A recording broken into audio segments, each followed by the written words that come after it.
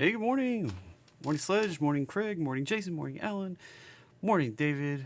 Morning, everybody else that's out there that hadn't said anything. This is interactive. So if you want to chat with me, all you got to do is be a subscriber and you can throw your comments right in the chat. If you're watching this later, though, after it's not live anymore, well, you can leave a comment. I'll get back to you just as soon as I can.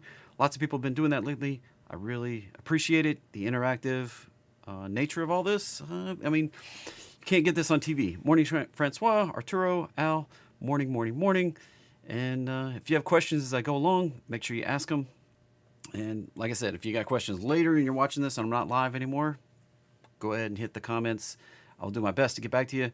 You can always hit the link in the description and come join me in Discord, and I chat all the time. I mean, if I'm not sleeping, I'm there, usually available.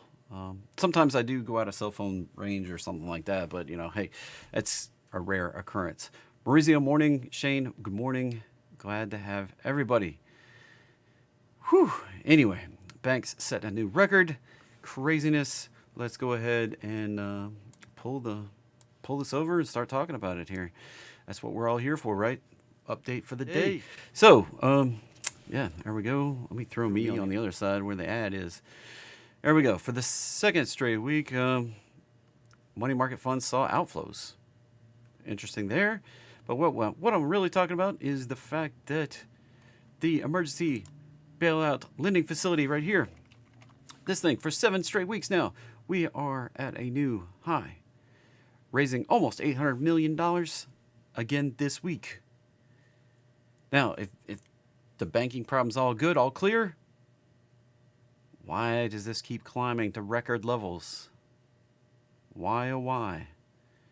And we're looking at levels approaching I think it's $10 trillion. No, 10, that's going to be 10 billion. I don't know what that's priced in, 0.3 million, so I guess that's $10 billion. There we go, $10 billion. Those are 20,000, 40,000, 60,000, 80,000, 10, 100,000. So that's going to be 100,000 millions. So that's $100 billion. Yeah. Well, I mean, you can say screw them, but you saw what happened in the market during Silicon Valley Bank blowing up, right? This is what we're talking about right here. This is regional banks having to hit this emergency borrowing facility. This is the closed bank term funding program, the thing they started when Silicon Valley Bank was melting down to try to prevent more banks from blowing out. When your balance sheet isn't working, you're becoming insolvent. This is the facility they set up that you could hit through the Fed. This thing's only supposed to last for 12 months. We've already got 3 months down, so we got 9 months left, and we're still setting record borrowing rates, right? The first week didn't really hit much. Next week we hit a bunch, kind of spiked up, went through a lull, spiked up again, another mini lull, and then we've been on a tear ever since. So you can say screw the banks, but the whole, I mean, you don't have a brokerage account with without a bank being the fiduciary holding the funds. Insolvency can lead to major problems here.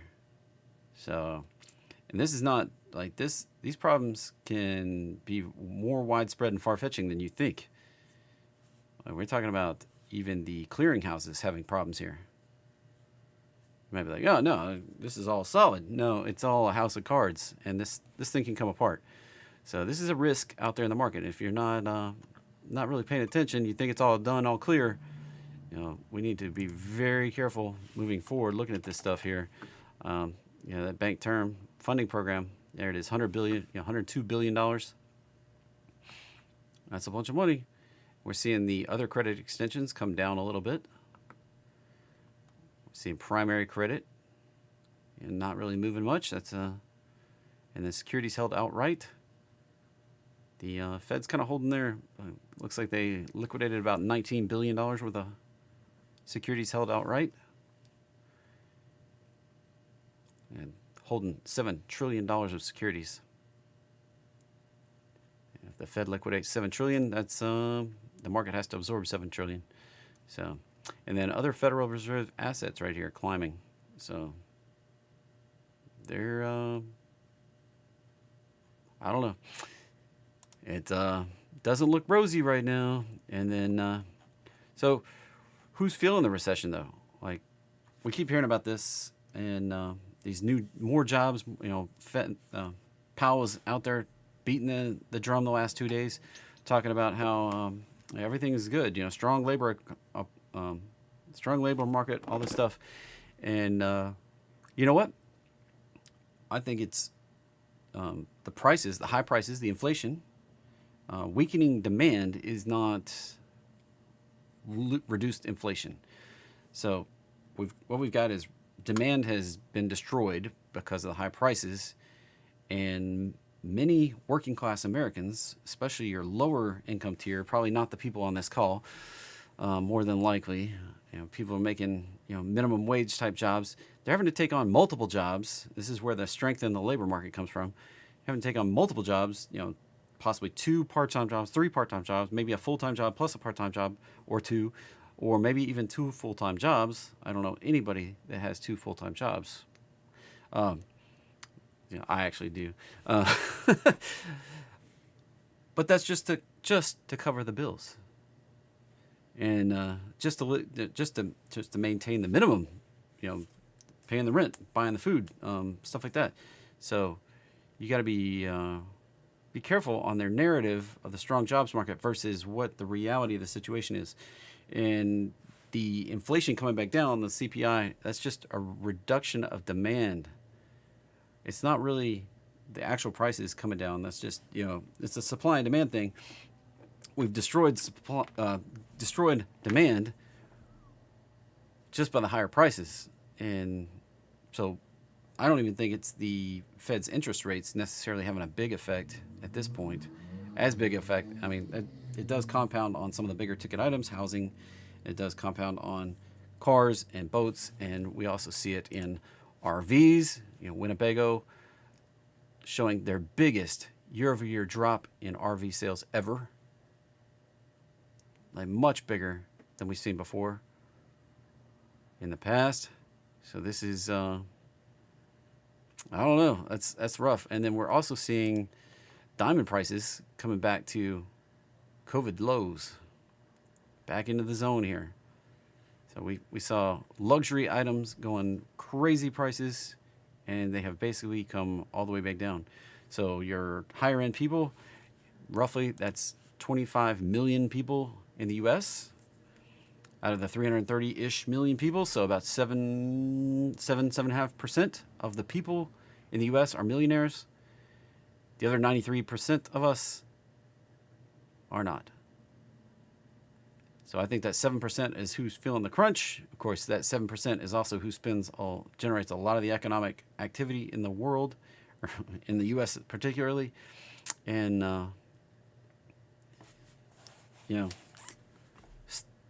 think about it a little bit.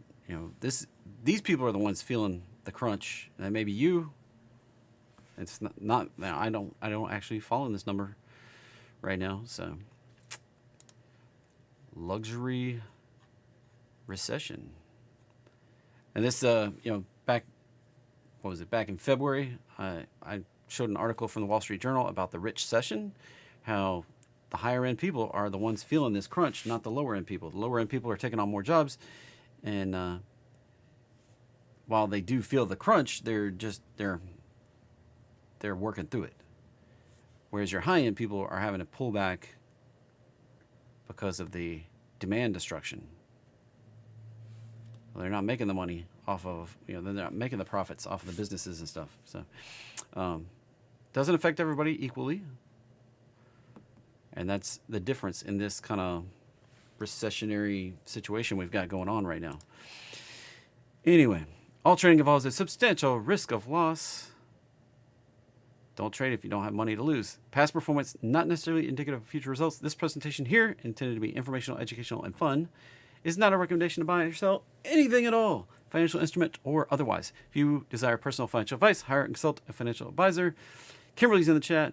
Morning. Dan, Billy, Anthony, Ed, Mike, Shane, Patrick. Morning, everybody. Good morning, Pat.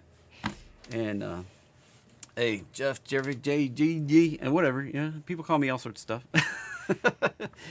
Anyway, we have made it through the financial calendar for this week. Basically, right down here, we have Flash Services PMI coming out in about 25 minutes or so. And then next week, what's on the calendar? Let's see. We have not much on Monday. Tuesday, durable goods. Not much there. We do have consumer confidence, new home sales, and Richmond manufacturing. Then on Wednesday, we have Powell speaking. Not much else there. No super big numbers. Thursday, we have the GDP quarter over quarter. So we're getting that could be a money that can be a money mover. That can be a market mover. Final Q2 GDP numbers. We're running a quarter behind, remember? So, I mean, that's final. No, Q1. Final Q1. That'd be final Q1 because Q2 doesn't end until next week. 7 days from now. And then unemployment claims. So, and then coming up on Friday, we have core PCE price index. That's Powell's favorite number right there. Are we going to keep it running hot, or are we going to chill out on it? So, and then we have personal income and spending, which doesn't tend to be as moving. And then we have revised consumer sentiment. We just did consumer sentiment last week, and we're going to revise it again. Anyway,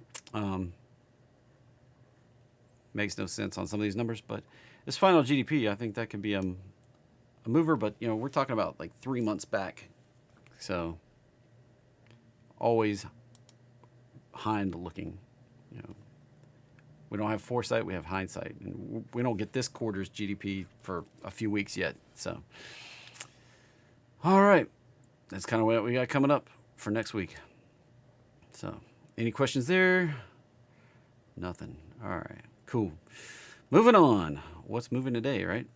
So S&P 500 found a little bit of support at the bottom of that zone. When we look at the ES here, we zoom it down to the time frame where we can actually see it. We got a little bit of bounce off the bottom of that box. And then today, potentially busting down through. Now, what I would expect next is to come on down to this 43.29 area. Especially if we maintain, when the market opens, we don't just pop back up. That looks like a normal retrace and down. Right down in that zone. Now, you might be like, ES, what the fudge is ES, right? It's S&P 500 futures. Why do I watch that? Because you get all night. All the price action from all night. Whereas S&P 500 right here, we stopped at the close. And it stopped up here. And we were rallying. You're like, if you get surprised at the open, you're like, what the heck happened? Well, here's what happened all night. We topped out and we dropped out like a rock. So that's what happened overnight. You might be like, how do I trade this? It's like SPY, SPX, all the S&P 500 tickers, whether it's leverage or not. You should be very careful using leverage instruments like SPXL or SPXS. But moving on to NASDAQ, we're seeing the pullback. This is not lower low than we saw yesterday's bottom. So this is interesting here. We saw a big rally in stuff like Amazon yesterday, but we're seeing a bunch of names on the list this morning, like Adobe, NVIDIA, Netflix, all pulling back pre-market here. So we're seeing a little bit of pullback in NASDAQ. You might be like, what the heck is NQ? It's NASDAQ 100 futures, just like S&P futures. QQQ, TQQQ, SQQQ, all the QQ, all the NASDAQ related stuff. This is the, big tech. And like 7 of these names represent 54% of this index right now. So be very careful on that. And we talked about that yesterday. All right. Looking like we could continue lower. We're retesting the bottom of this range again, and we have not moved lower. If we do move lower, that target comes down here. I didn't draw it in on this one. We can move down to this zone where we consolidated right back down here. So that looks like we may come back down to that 14.6 area. I have an alert there. And we may actually see it come all the way down to the daily roadmap line. I have to zoom this back up. That daily roadmap line coming in at 13.2 probably by the time we got down there. Back to that blue line, basically where that support.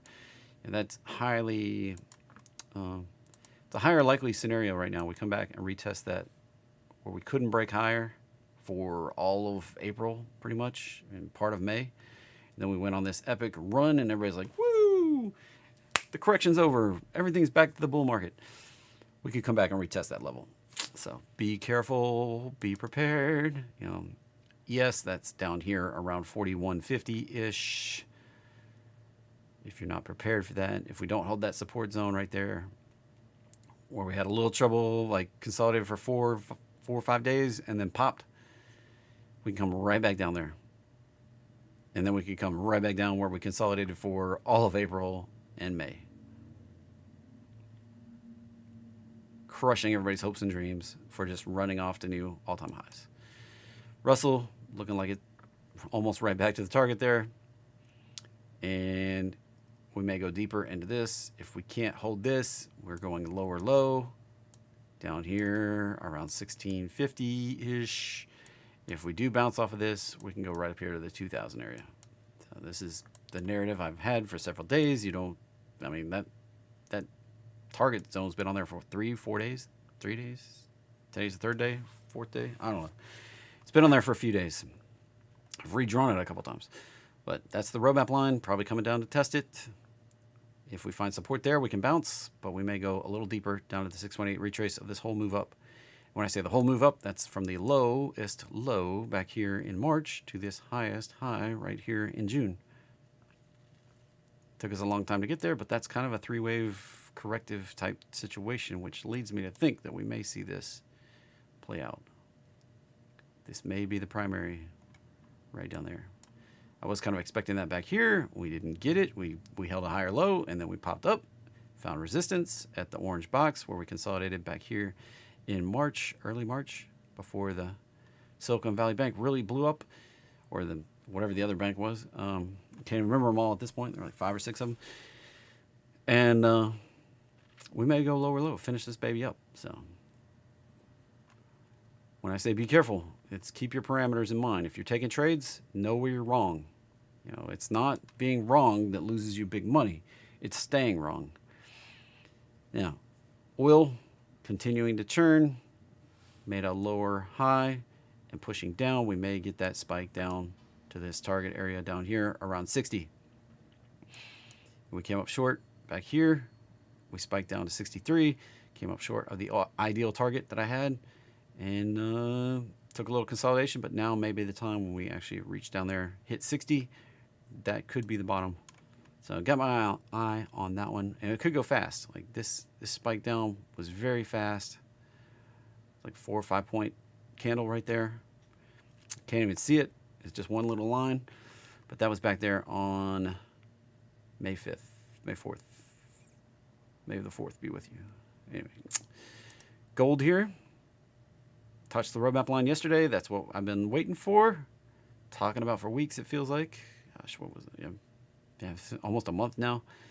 Finally got there. This next move can be like this, taking us right up into this 2200 area, right up to the target.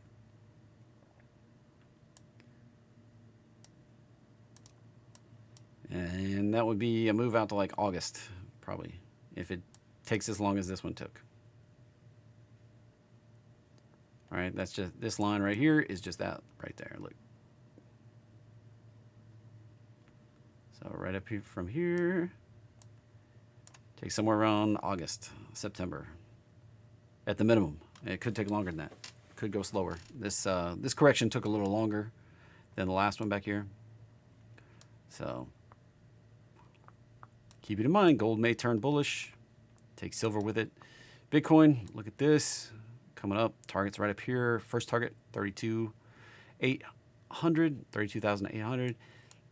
Extension target up near 35,000. Then we have a bigger target up around 42,000 for the head and shoulders thing to play out.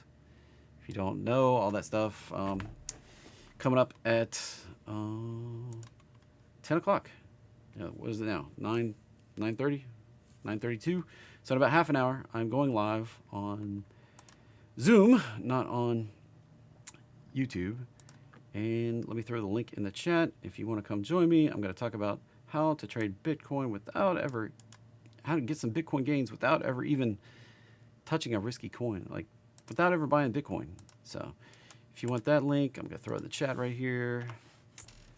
And there you go. You can come join me after this live stream is over. Copy the link, save it. We'll be going live at 10 o'clock.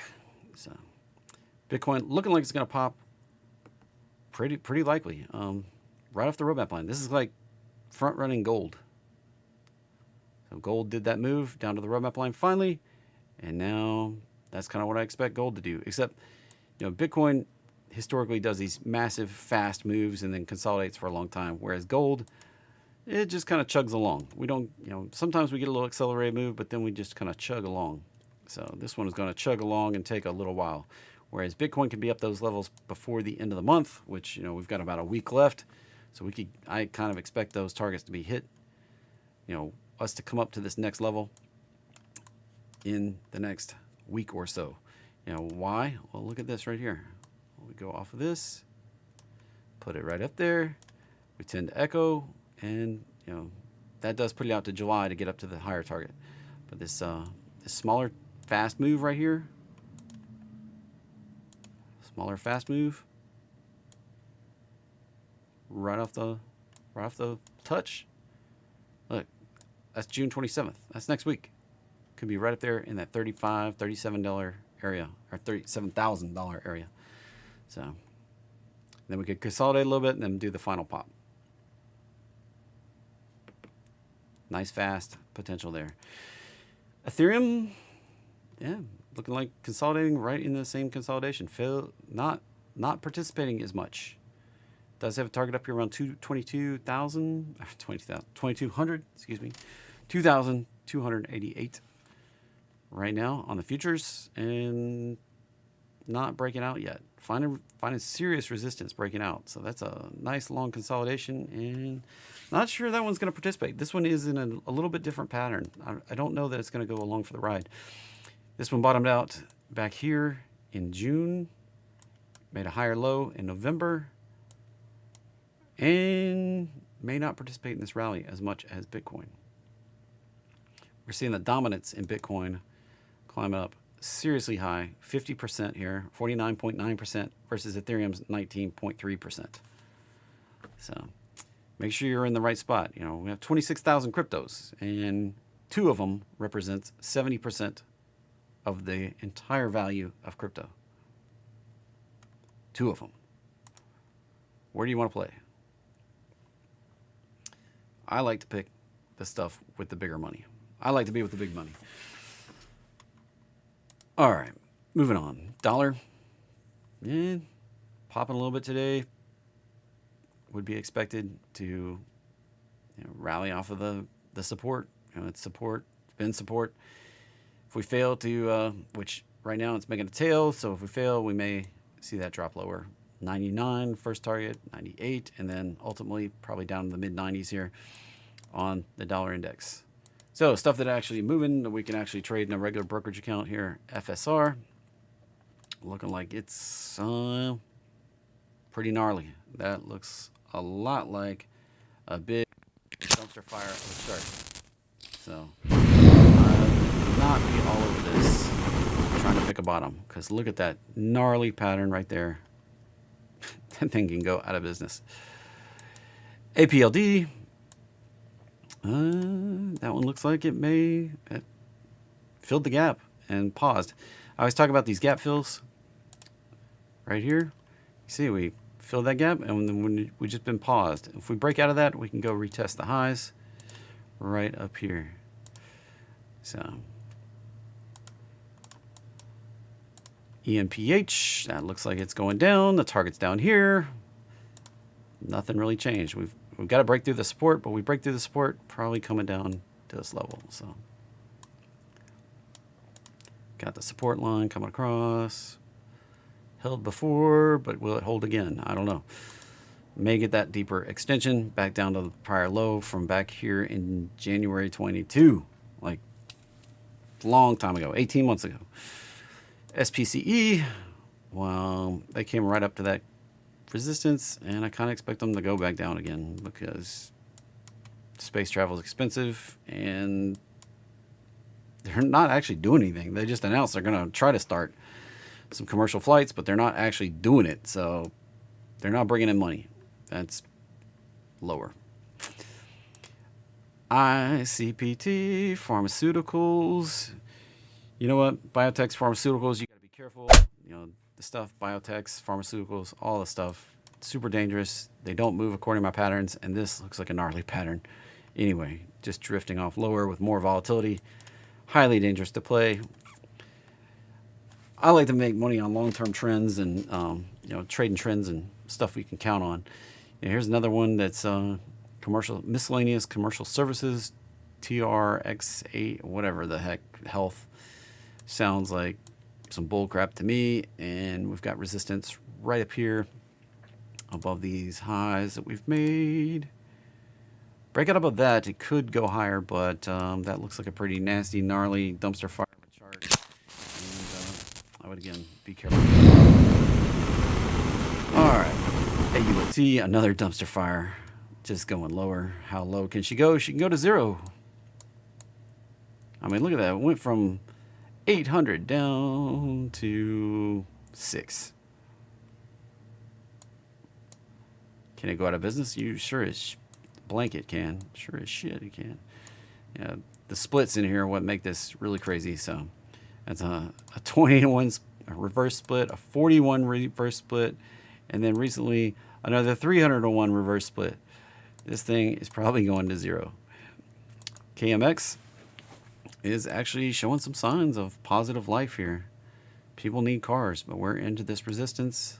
This was a nasty, gnarly bunch of resistance right there. We may rally up to the 100 area and find resistance. So nothing guaranteed to continue higher there. And it did leave a gap there, so that may retrace. But at this point, that was kind of completing this gap over here. We may not see it very well right here. See how we gap down? We went from here down to here. We're kind of filling that gap, which puts us right at the resistance there. I don't know that CarMax is going to keep rallying here. That may have been, it may stop right there. Right at the bottom of that. That's going to be a supply zone where people were unloading positions and trying to trade for the breakout and then failed.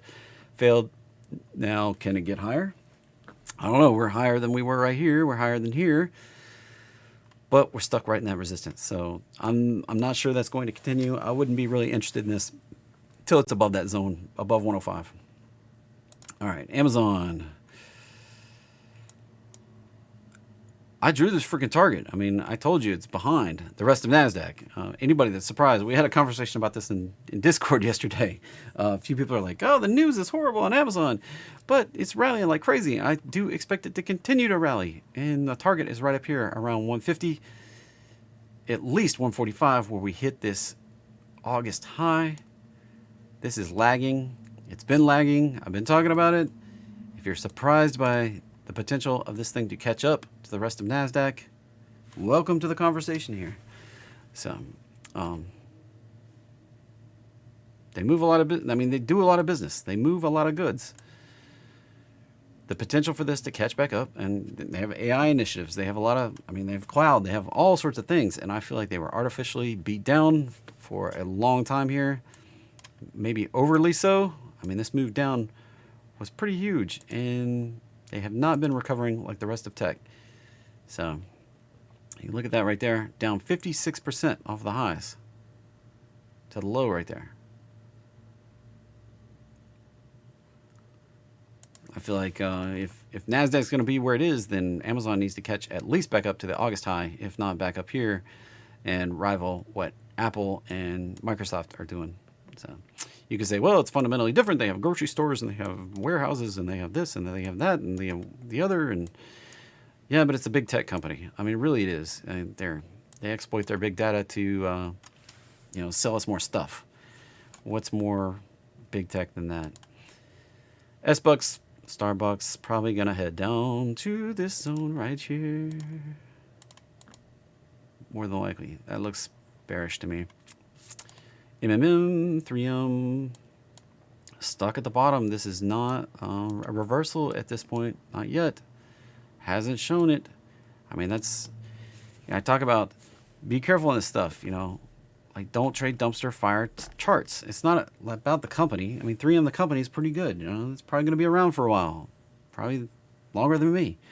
But this is a dumpster fire of a chart right here. This chart can go lower. Right? There's nothing indicating any kind of bottom here. And you may be like, well, I think there is. Well, I mean, it bounced at 91, but it hasn't started making higher highs, so this can go lower. Can come down to 75. Can come down to 65. Be careful. All right. TRUP, Trupanion. Looks like another garbage chart there. Golly, man. Despite it making the moving up list for the day, up 6%, that looks like a gnarly chart. Don't put your money in this stuff, man. Seriously. Here's one making upside targets. This will probably get a retrace before long. We're breaking out, pushing through the 618. Extension of this last pullback. 169, probably the next upside move here. Move these over, move these over. Yeah. 170, 169, 170, probably the next upside target area right up here. Now, can it pull back again? Yeah, look, I mean, it has these big, fast, gnarly pullbacks. Hadn't had one since, we bottomed out March 13th. So if the market pulls back, this one's likely to pull back with it. That's just been going with the market. So Celsius, competitor monster, but I drink the monsters, not the Celsius. So ABCM. Yeah, not too bad. Pushing into the resistance there. This is a biotech, though. Remember, biotechs don't necessarily play with my patterns. So be careful. Let's see, SRTY, Ultra Pro Short Russell. Wow, that's a mouthful. Pro Shares Ultra Pro Short Russell 2000. So this is going to climb as Russell drops. And like I said, if Russell breaks those support levels, this one would go popping. And Ultra Pro means a leveraged instrument. I have to say, leverage stuff, be careful. GSK, it cuts both ways. Leverage cuts both ways. GSK just kind of going sideways here. Not really moving. Moving for the day, 3%, but not a big mover. TLT, gosh, this thing just keeps churning sideways. It was showing a heavier gain pre-market, but now just retracing back under the roadmap line, sideways. I drew this giant freaking arrow on there for a reason. Has failed to break out. It's just going to play in this orange box until it either breaks down or breaks out. I don't give either one a higher probability over the other at this point. Maybe like time to load up on. I've seen so many articles like it's time to load up on TLT. It's time to load up on this and that and the other. And no, they're not showing anything. That can keep going sideways for months. It already has gone sideways for pretty much the whole year. It doesn't have to go anywhere. It can just fart around in this range. TZA, that's a 3x leveraged small cap. Another one playing on Russell small caps. It could break out, but also if Russell goes on that tear higher up to 2,000, this thing is going to plummet and then have to reverse split. 8 for 1 back here. So that's a leveraged instrument, and be careful on leverage. ASML, came right up to the target and retracing. You'd think I did this before. Look at that. Perfect. Right into the target zone. Start retracing, probably coming back to the roadmap line. It's kind of what I expected to happen. It made a lower high.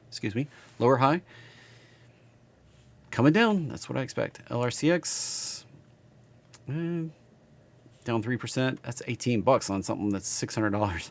Ouch. That's probably going to come back and retest that breakout point, more than likely. Back to 540. It's a pretty big move. I mean, it's like 10%.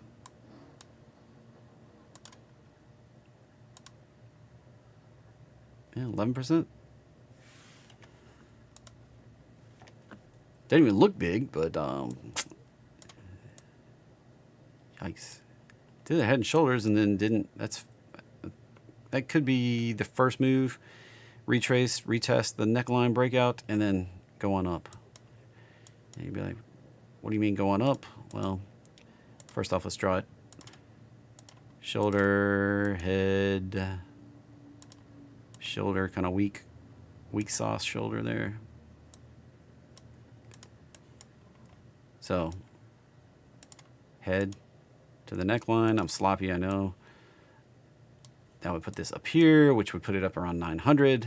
We came up a little bit, retrace back to the neckline, hold that, and then could go on the run. Could, I don't know that it's going to.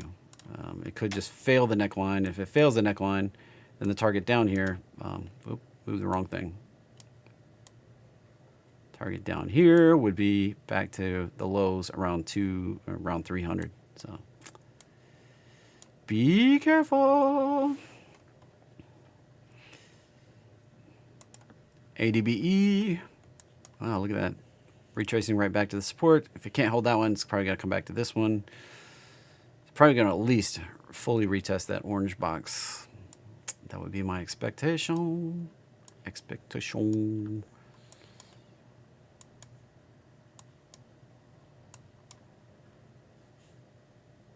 Yeah.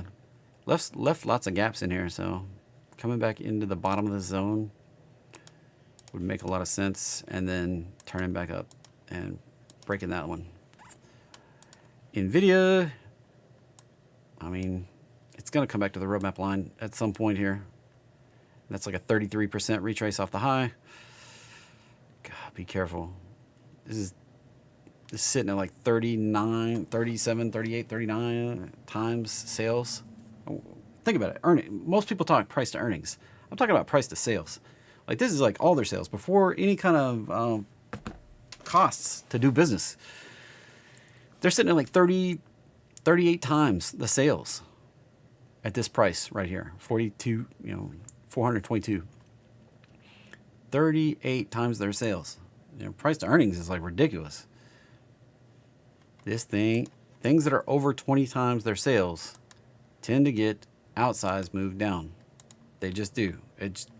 I mean, during this, during 2022, stuff that was over 20 price to sales saw, 50 to 70% retraces. I made a video warning about it back in October 21, did a sales pitch thing, and then I made another video following up after most of them had lost a lot of value last year, and that's on the regular video tab on YouTube. Netflix. For Netflix, I would like to see it hold the bottom of that gap that it started, it gapped up into the box here. Probably come back, retest the bottom of the box, and then rally up to that $500 area, which will fill this gap. And it may just wait till earnings come up here in a few weeks, July 19th. It may just wait till that and then do a gap up to the 500. It may just mess around in this zone and then pow, right up there. Of course, it could wait and wait out to the next earnings out here in October or whatever, and then do it. So, don't know the exact time frame, but eventually it's going to come up here and fill that gap more than likely. All right, GDX. You ask for a target. Target is a store, not a. So, anyway, GDX right now looks like, if it breaks out back above 32, we can see 38.40, and the bigger target, since we've been consolidating for a good long time, and this is potentially working on a 1-2-1-2, the bigger picture target for a longer period of time. We're talking out to 2024, 25, like 52 and 60 on the upside for GDX. This took, let's see, what does this take? Topped out back here in August 2020, bottomed out here in October 2022. So it took 2 years and a couple months, 2 years, 2 months, so 26 months. This could take 3 times longer. So we could be 5 years to the next, till we get up to the ultimate high up here. And these runs can take 3 times longer than the corrections, although a lot of times they just take the same amount of time. So it could be 2 years out to 5 years to get up into those higher, loftier targets. And we may even outperform. We may even get to like 75. So, all right, bias for the day, still cautiously down. Kind of gave you that outlook and roadmap there in the beginning. I do have the thing coming up at 10 o'clock. If you want to know about how to exploit Bitcoin gains without buying any Bitcoins or having an exchange account, right here in the chat. You can come join me at 10 o'clock, about 7 minutes. So I'm going to have to go. Have a great day, everybody. Be careful. You count, you save. Maybe